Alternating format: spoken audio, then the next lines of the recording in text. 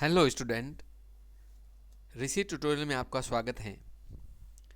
आज हम class 10th की बुक फर्स्ट फ्लाइट का चैप्टर नंबर 3 करेंगे। टू स्टोरीज अबाउट फ्लाइंग, उड़ान के बारे में दो कहानियाँ। पहली कहानी है हिज फर्स्ट फ्लाइट, सेकंड कहानी है black aeroplane. Before you read, since the earliest times humans have dreamt of conquering the skies. Here are two stories about flying. First, a young seagull is afraid to fly. How does he conquer his fear? Second, a pilot is lost in a storm cloud. Does he arrive safe? Who helps him? पढ़ने से पूर्व प्राचीन समय से ही मानव ने आकाश पर विजय प्राप्त करने का सपना देखा है। यहाँ उड़ान से संबंधित दो कहानियाँ हैं। पहली कहानी एक छोटा बच्चे सीगल की जो उड़ने से डरता है, वह अपने डर पर कैसे विजय प्राप्त करता है। एक दूसरी कहानी एक विमान चालक की है जो तूफानी बादलों में खो जाता है। क्या वह सुरक्षित पहुंच पाता है? उसकी सहायता कौन करता है?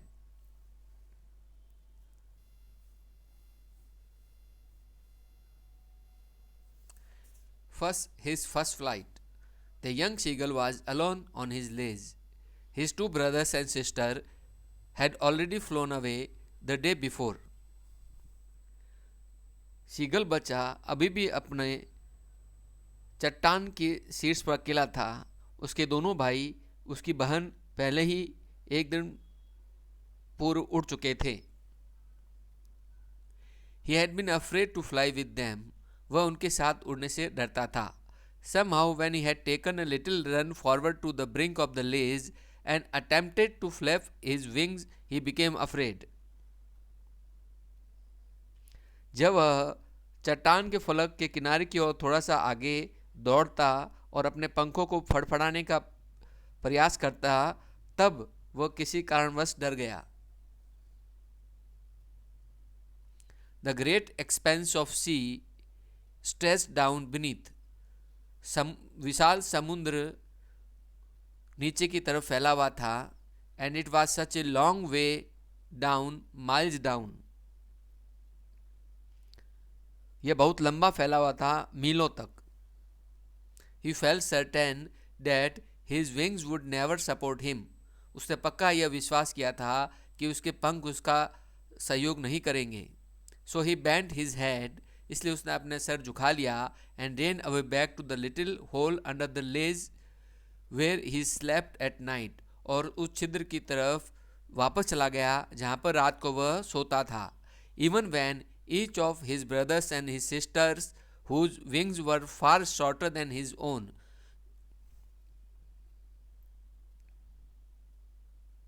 जबकि उसके भाइयों में से प्रत्येक और उसकी छोटी बहन, जिनके पंख तो उसके अपने पंखों से भी काफी छोटे थे,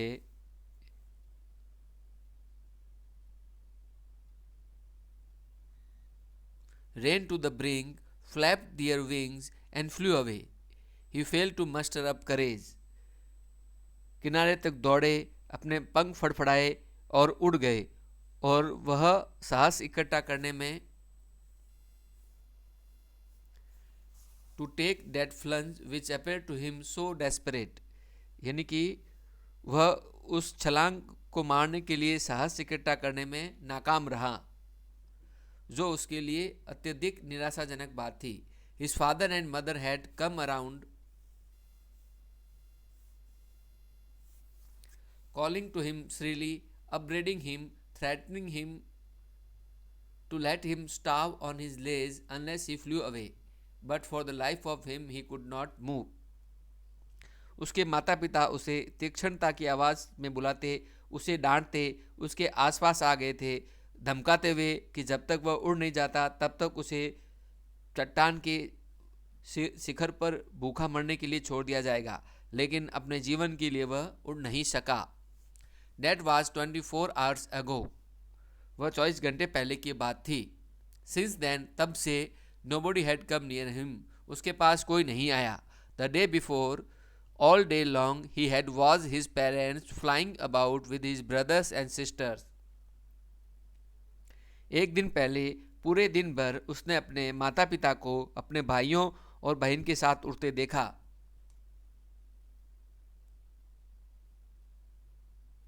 Perfecting them in the art of flight, teaching them how to skim the waves and how to dive for fish, he had in fact seen his older brother catch his first herring and devour it, standing on a rock, while his parents circled around raising a proud cackle, and all the morning the whole family had walked about on the big plateau midway down the opposite cliff, taunting him with his cowardice.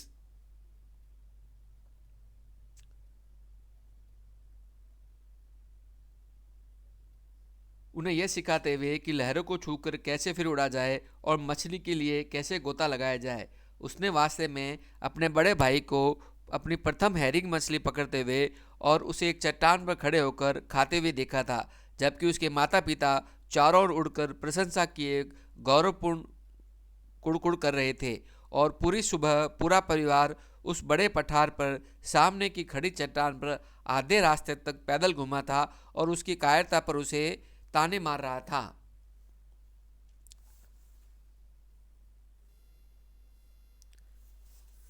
The sun was now ascending the sky, blazing on his legs that faced the south. He felt that heat because he had not eaten since the previous nightfall. सूरज अब आकाश में चढ़ रहा था। उसके चट्टान के शिखर जिसका मुख दक्षिण में था पर चमक रहा था। उसने गर्मी महसूस की क्योंकि उसने पिछली रात से कुछ भी नहीं खाया था। He stepped slowly out to the brink of the ledge and standing on one leg with the other leg hidden under his wings, he closed one eye, then the other, and pretended to be falling asleep.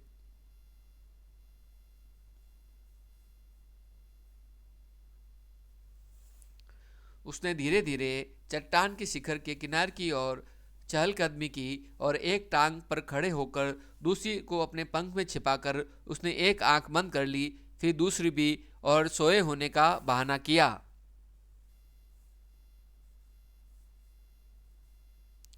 Still they took no notice of him, लेकिन फिर भी उन्होंने उसकी तरफ कोई ध्यान नहीं दिया।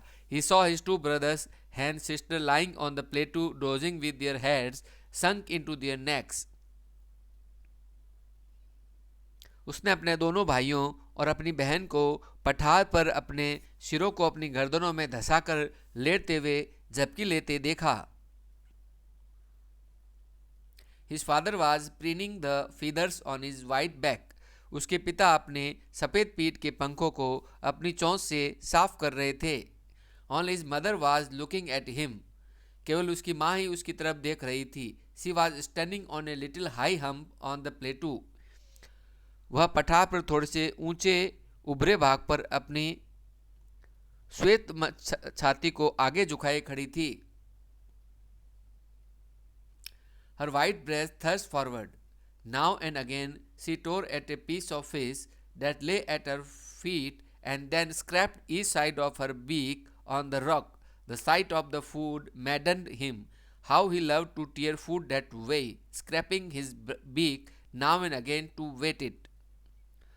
बार बार उसने मछली के एक टुकड़े को चीरा जो उसके पैरों के पास पड़ा था और फिर अपनी चोंच की प्रत्येक साइड को चट्टान पर रगड़कर साफ किया। भोजन के इस दृश्य ने उसे पागल कर दिया।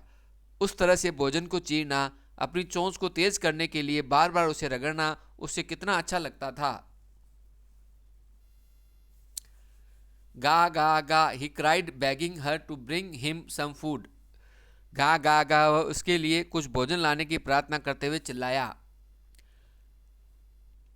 Go call her, she screamed back derisively, but he kept calling plaintively, and after a minute or so he uttered a joyful scream.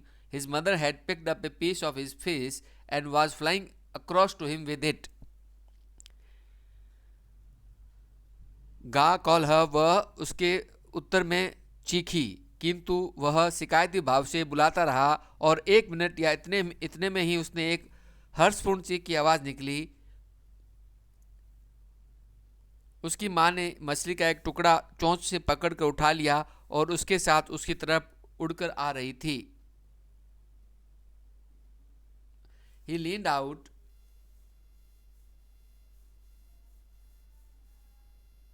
eagerly, tapping the rock with his feet, trying to get nearer to her as she flew across. जैसे ही वह उसकी तरफ उड़ी, वह चट्टान को अपने पैरों से थपथप करते हुए उसके अधिक समीप आने का प्रयास करते हुए उत्सुकता से बाहर झुका. But when she was just opposite to him, she halted, her wings motionless, the piece of fish in her beak almost within reach of his beak. He waited a moment in surprise, wondering why she did not come nearer, and then, maddened by hunger, he dived at the fish. With a loud scream, he fell outwards and downwards. लेकिन जब वह उसके ठीक सामने थी, वह रुक गई. उसके पंख गति रहित, उसकी चोंच का मछली का टुकड़ा लगभग उसकी बच्चे शीगल की चोंच की पहुंच में ही था. आश्चर्य करते हुए वह फिर और समीप क्यों नहीं आई. उसने एक क्षण हैरानी से इंतजार किया और फिर भूख से पागल होकर वह मछली पर कूद पड़ा. एक जोर की चीख के साथ वह बाहर की ओर तथा नीचे की ओर आकाश में गिर पड़ा. Then a monstrous terror seized him and his heart stood still.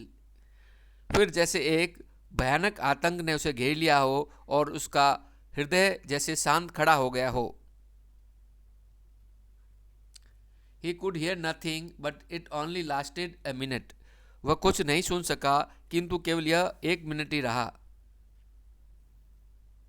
The next moment he felt his wings spread outwards.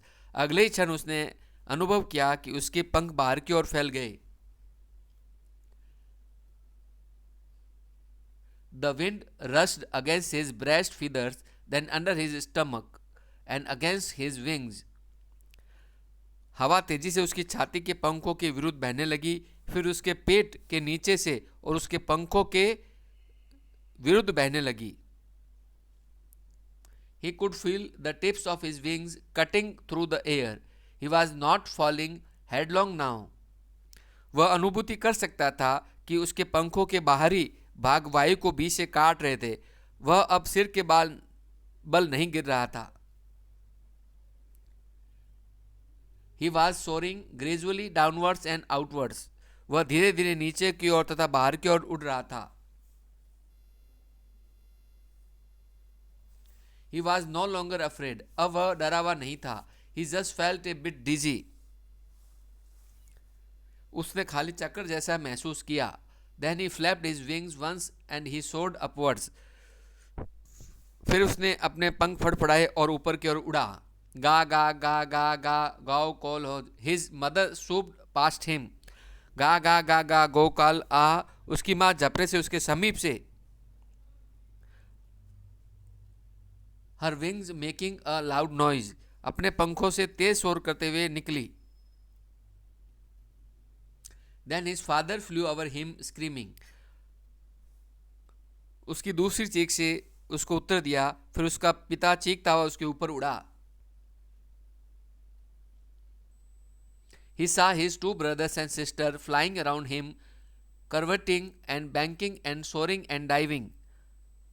उसने अपने दोनों भाइयों और अपनी बहन को उसके स्वयं के चारों ओर घोड़े की छलांग जैसे उड़ते और तिरछे उड़ते और ऊपर उड़ते और गोता लगाते देखा. Then he completely forgot that he had not always been able to fly. फिर वह पूरी तरह से भूल गया कि वह उड़ने में हमेशा ही योग्य नहीं था. Facing straight and commanded himself to dive and soar and curve, shrieking shrilly. और तीक्ष्णता से चीख का स्वयं की गोता लगाने और ऊपर उड़ने और तिरछा उड़ने पर प्रशंसा की. He was near the sea now, flying straight over it, facing straight out over the ocean. He saw a vast green sea beneath him. वह अब समुद्र के समीप था. उसके ठीक ऊपर सीधे उड़ते हुए, समुद्र के ऊपर सीधे बाहर की ओर मुख रखते हुए उसने अपने नीचे एक विशाल हरा समुद्र देखा. With little ridges moving over it, and he turned his beak sideways and cawed amusedly. समुद्र के ऊपर सीधे बाहर मुख रखते हुए उसने अपने नीचे एक विशाल हरा समुद्र देखा। इसके ऊपर नाम मात्र के लंबे तंग पहाड़ी शिखर फैले थे और उसने अपनी चोंच एक तरफ घुमाई और खुशी से काम काम किया। His parents and his brothers and sister had landed on this green flooring ahead of him. They were beckoning to him, calling shrilly. He dropped his legs to stand on the green sea. His legs sank into it. He screamed with fright and attempted to rise against flapping his wings, but he was tired and weak with hunger and he could not rise. Exhausted by this strange exercise, his feet sank into the green sea and then his belly touched it and he sank no farther. He was floating on it, and around him his family was screaming, praising him, and their beaks were offering him scraps of dogfish. He had made his first flight. उसके माता पिता और उसके भाई व बहन ने उसके आगे आगे अपने को इस हरे रंग के फर्श पर उतारा। वे तीक्ष्णता से पुकारते हुए उसे इशारा कर रहे थे। उसने हरे समुद्र में खड़े होने के लिए अपनी टांगें गिराई। उसकी टांगें इसमें डूब गई। वह डर से चिल्लाया और अपने पंखों को फड़फड़ाकर पुनः ऊपर उठने का प्रयास किया, लेकिन वह थका हुआ था।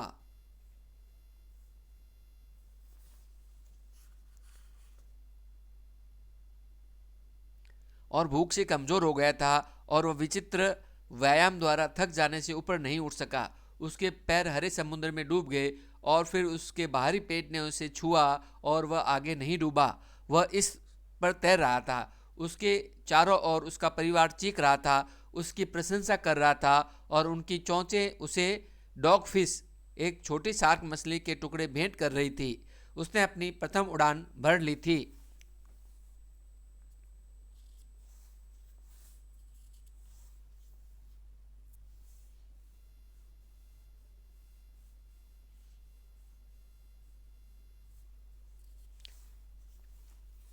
Second, the black aeroplane. The moon was coming up in the east behind me, and stars were shining in the clear sky above me. There wasn't a cloud in the sky. I was happy to be alone high up above the sleeping countryside. I was flying my old Dakota aeroplane over France back to England. I was dreaming of my holiday and looking forward to being with my family. I looked at my watch, 1:30 in the morning. चंद्रमा मेरे पीछे पूर्व में ऊपर आ रहा था और सितारे साफ आकाश में मेरे ऊपर चमक रहे थे। आकाश में एक बादल भी नहीं था। मैं निंद्रित ग्रामीण क्षेत्र के ऊपर ऊंचाई पर अकेला होकर भी खुश था। मैं मेरा पुराना डाकोटा हवाई जहाज फ्रांस के ऊपर से उड़ाकर वापस इंग्लैंड ले जा रहा था। मैं अपनी छुट्टी का सपना ले रहा था और अपने परिवार के साथ मिलने की उत्सुकता से इंतजार कर रहा था। मैंने अपनी घड़ी को देखा। सुबह के अर्थात रात के 1:30 बजे थे। I should call Paris control soon, I thought. As I looked down past the nose of the aeroplane, I saw the lights of a big city in front of me. I switched on the radio and said, Paris control Dakota DS-088 here. Can you hear me? I am on my way to England. Over. मुझे Paris के control room से शीघ्र ही बात करनी चाहिए, मैंने सोचा। जैसे ही मैंने हवाई जहाज की नाक अर्थात अगले हिस्से के समीप से नीचे देखा तो मैंने मेरे सामने एक बड़े शहर की रोशनियों को देखा। मैंने रेडियो को चलाया और कहा, पेरिस कंट्रोल, डाकोटा DS-088 यहाँ है। क्या आप मुझे सुन सकते हैं? मैं इंग्लैंड के अपने रास्ते पर हूँ। समाप्त। The voice from the radio answered me immediately. DS-088, I can hear you. You ought to turn 12 degrees west now. DS-008, over. I checked the map and the compass, switched over to my second and last fuel tank, and turned the Dakota 12 degree west towards England. Radio से आवाज़ ने मुझको तुरंत उत्तर दिया, DS-088, मैं आपको सुन सकता हूँ। आपको अब 12 डिग्री पश्चिम में मुड़ जाना चाहिए। DS-088 समाप्त। मैंने नक्शे व दिशा सूचक को जांचा, फिर मैंने दूसरे व अंतिम ईंधन टैंक की ओर स्विच घुमाया और डाकोटा को 12 डिग्री पश्चिम में इंग्लैंड की ओर घुमाया। I will be in time for breakfast. I thought, a good big English breakfast. Everything was going well. It was an easy flight. मैं सुबह के नाश्ते पर पहुंच जाऊंगा, मैंने सोचा। एक मज़ेदार बहुत सारा अंग्रेजी नाश्ता, प्रत्येक चीज़ सही जा रही थी। यह एक सरल उड़ान थी। Paris was about 150 kilometers behind me when I saw the clouds, storm clouds. They were huge. They looked like black mountains standing in front of me across the sky. I knew I could not fly up and over them, and I did not have enough fuel to fly around them to the north or south. Paris मुझसे 150 kilometre पीछे था जब मैंने बादलों को देखा था। तूफानी बादल, वे विशाल थे। वे आकाश के आर पार मेरे सामने एक काले पर्वत जैसे दिखाई दे रहे थे। मैं जानता था कि मैं उनसे ऊपर और उनके ऊपर नहीं उड़ सकता। उनके चारों ओर उत्तर या दक्षिण में उड़ने के लिए जरूरी ईंधन मेरे पास नहीं था। I ought to go back to Paris, I thought, but I wanted to get home. I wanted that breakfast. मुझे पेरिस वापस जाना चाहिए। मैंने सोचा कि मैं तो घर जाना चाहता था। मैं उस सुबह के नाश्ते को लेना चाहता था।